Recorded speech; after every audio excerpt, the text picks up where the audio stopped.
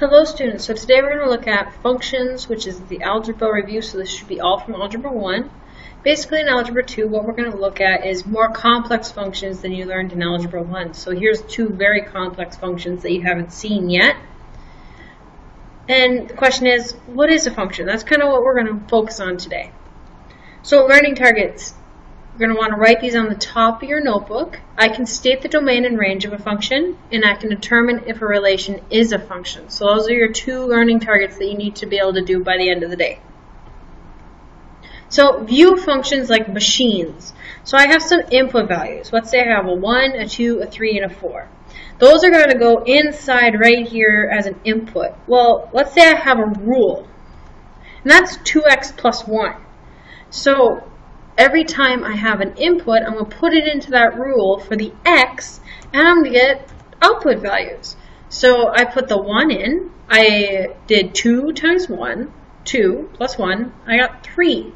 So what a function does is this is a relation, a set of ordered pairs with the domain, which is your x values, and your range, which is your y values. This pencil means you just need to write down right here, just the relation definition. Now, what's the mathematical definition? Function is a relation where each value in the domain is paired with exactly one range value. So the domain can't have multiple ones. Well, you're saying, well, what does that look like? This is how it's going to look like. See this Aquafina soda pop vending machine here? And let's say 2 input buttons can lead to the same output, right? So notice how I have water here. I have double water. So if I push both these water buttons, I should get water, right? So that shouldn't matter. But,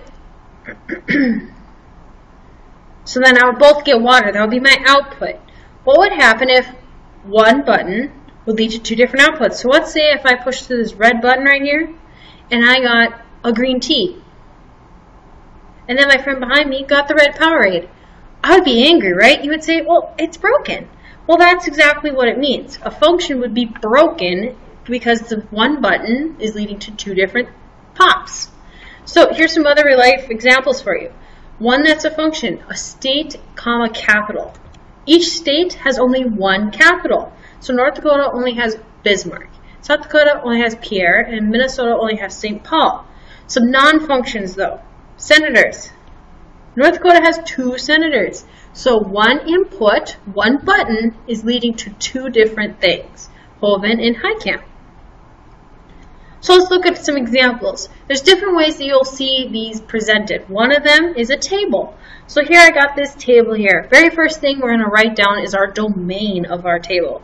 Remember, your domain is your x values. So my domain is 0, 1, 2, and 3. Pretty simple, right? So your range is got to be the y values. Notice how I'm going in ascending order. Make sure you do that. So smallest number to biggest number. Always go through there. Now we're going to look. Do we have every x value only leading to one y value? So let's look. Do I have any buttons on the left, so the x values, with more than one output y value? 0's only once, 1's only once, 2's only once, and 3's only once. So it's got to be a function. Simple as that. Another way you'll see this is a mapping diagram. These are a little new to you. Here's what a mapping diagram looks like. It's basically 2 circles with a bunch of arrows pointing everywhere. So your domain is your x values. So notice how that's the x circle. So 1, 2, 3, and 4. My range then is B, C, and D. So now we're going to look.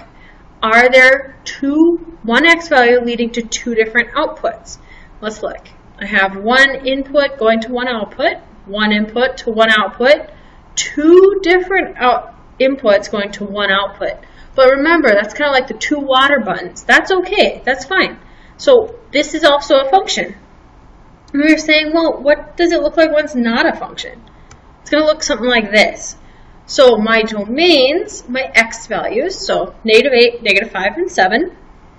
And my range is -6, 1, 2, and 3.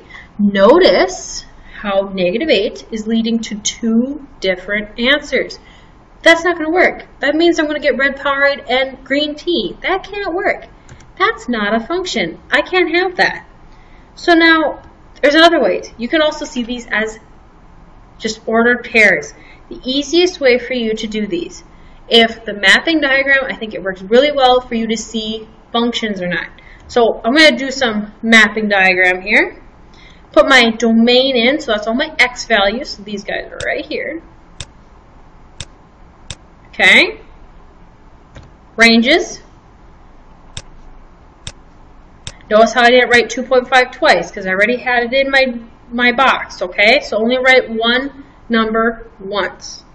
So now I'm going to put the arrows. How am I going to do the arrows? I know -2 goes to 0.5.